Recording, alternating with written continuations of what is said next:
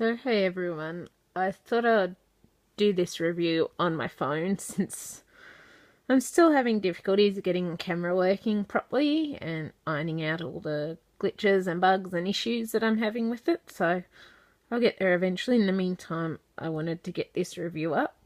This book, Millie Marotta's Curious Creatures, was supplied to me by Harper Collins in exchange for a review. They also sent me Animal Kingdom, Tropical Wonderland and Wild Savannah in exchange for a review. I have yet to start doing some tests in them with the mediums that I own, and in order to review them. I have done some tests in here, started some tests with Prismacolor and Inktense. I don't own fine liners or markers or those because I prefer to use my pencils or a bit of my Inktense. I will explain more about those mediums once we get to it. In the meantime, I wanted to do a flip through of this book. It's my opinions, not the publisher's, but I personally really love this book. I think it's one of my favourites so far, just for the range and variation. As you can see, when you open the book, it isn't a removable cover, it's just open the cardboard and you get this beautiful blue background with white moss on the background that folds in. The paper quality, I'd say it's like a medium paper. You can feel a bit of tooth to it. I find my pencils and the Inktense take to it really well.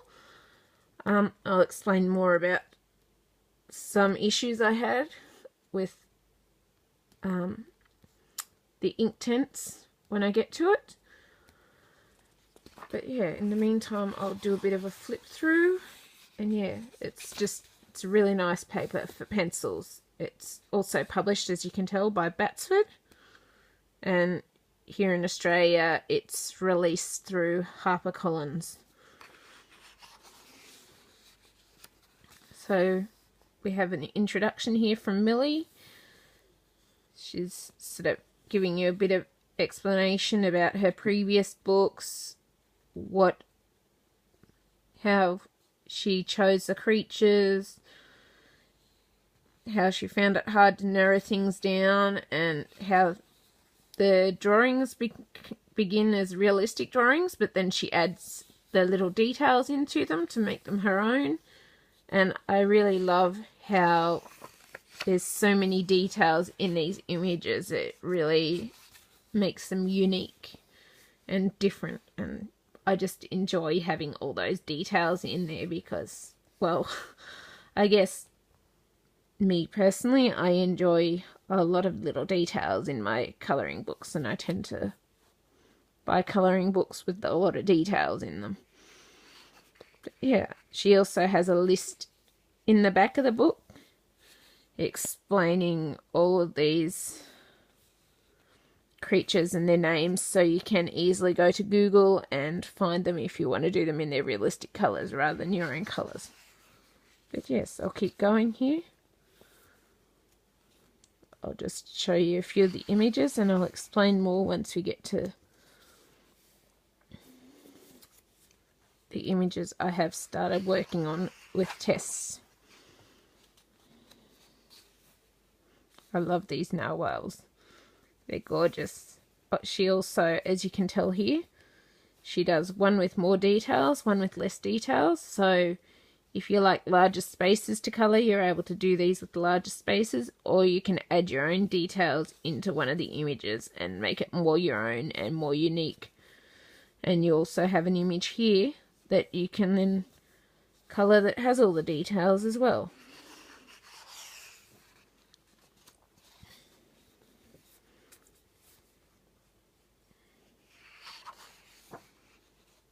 This book also has some 2-page spreads. I find it is a little difficult to get into the spine, and sometimes I end up with colour on the other page a bit trying to colour this side, just because I can't get the books to lay totally flat because I don't want to wreck the spine. But someone else may be able to get them to lay flat. They may not, but if you're using, sometimes I find if you're using watercolor mediums, you're more likely to get into the spine. Pencils, it's very hard to get into the spine. I don't know about textures or markers because I don't use those.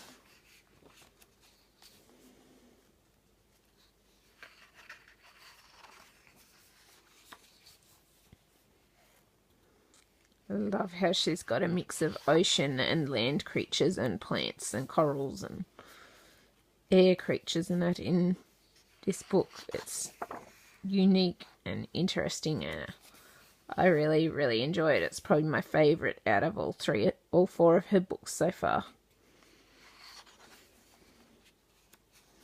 I love the other three books, but this one's probably my favourite, just with the wide range of creatures available in it and how they're not creatures you'd see every day.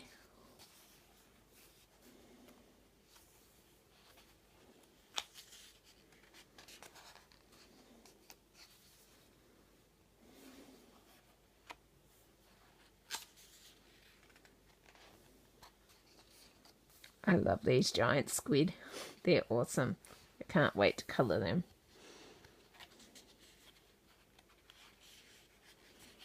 Excuse the little bug running around in the picture.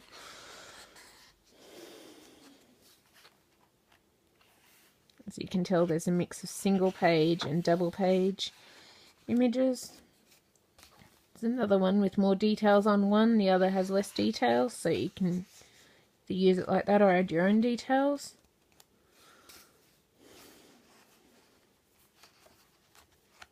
Mandala type of images with the animals, which I find is quite interesting.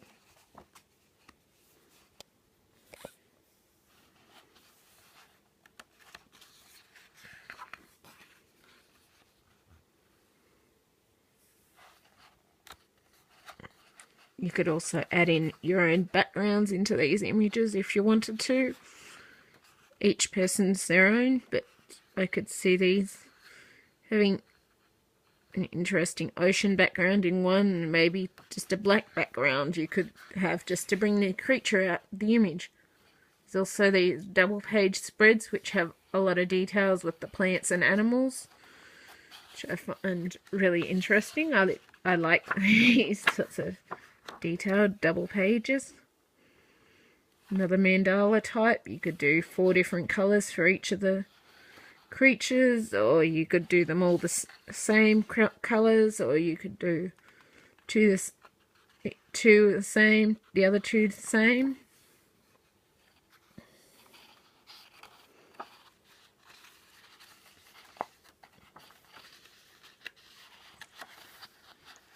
Sorry, having trouble turning the page here.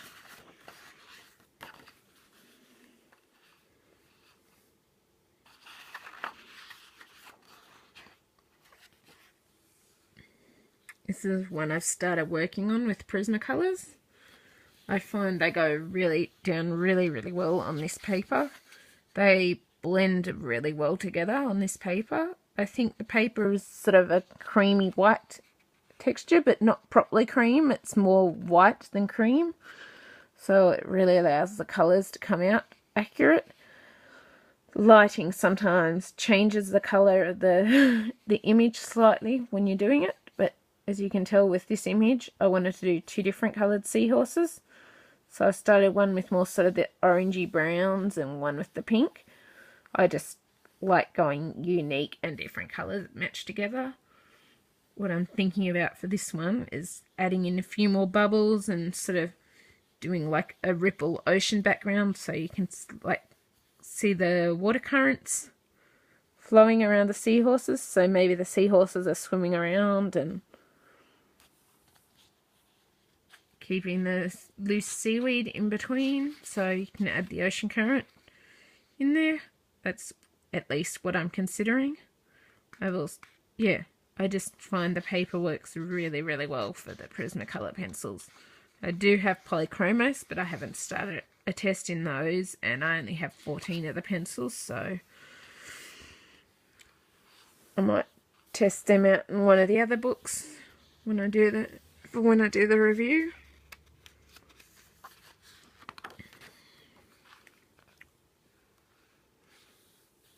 one you could add in some plant life and stuff around. Make it a little more alive, because it looks a bit like bamboo stalks or something.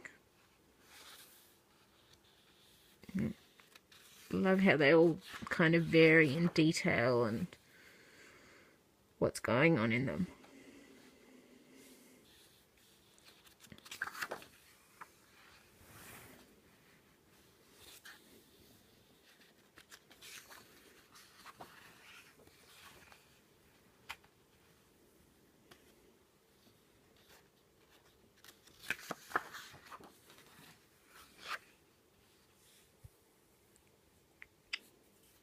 It's another mandala type of one, all with the little seahorses in it. You can probably see them in that. Some more 2-page spreads. These ones are underwater ocean slugs, which is quite interesting. Some bugs. Again, you got the 2 same images, but one with more detail, one with less.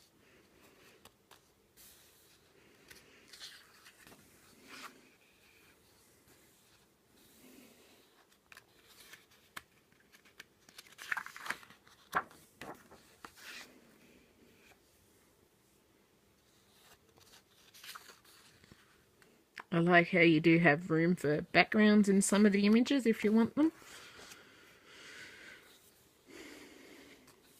Big lion's mane jellyfish.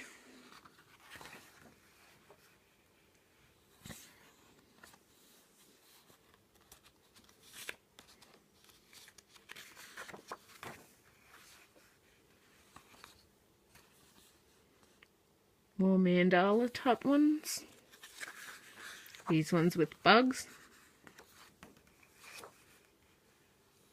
Another 2-page spread with cuttlefish, I'm pretty certain they are. This is a really interesting one. I really like this one.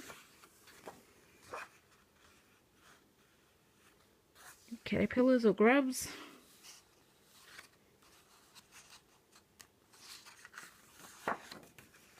Just find an amazing book for the variation of the different creatures you've got in it. And what you can do with it if you let your imagination run wild.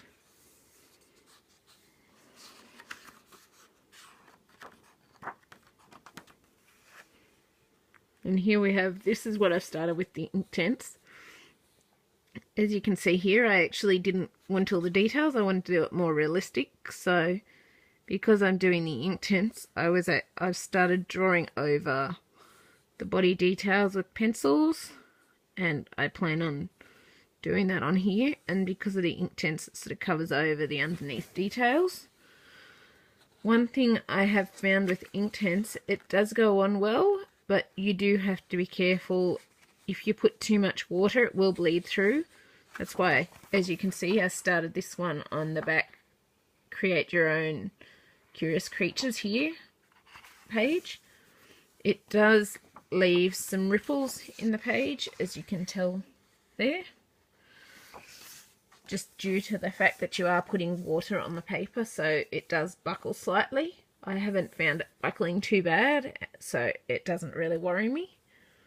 But I've been doing 2 or 3 different coats of damp brush and water, adding layer upon layer upon layer with these Inktense pencils in this image to bring out the detail I want. Otherwise, yeah, they go pretty well, but you do have to be careful of just minor bleed through to the back image, particularly if you do get a bit heavy-handed with the water. They will bleed for sure. So I'll try and see if I can point that out on the back page with where I have had the bleed through images. Slight bleed through on the back. So, yeah, see, just here, it's just faint, but there is slight bleed through from this, and this was just, I accidentally had just a little too much water on the brush, so that sent it through the page. So you do have to be careful with the amount of water that you use if you do use Inktense in here. Otherwise, it actually goes down quite well on this paper, And yeah, I really like the effect that it gets on the paper, and it really brings out the colours and the quality and that the Inktense pencils provide.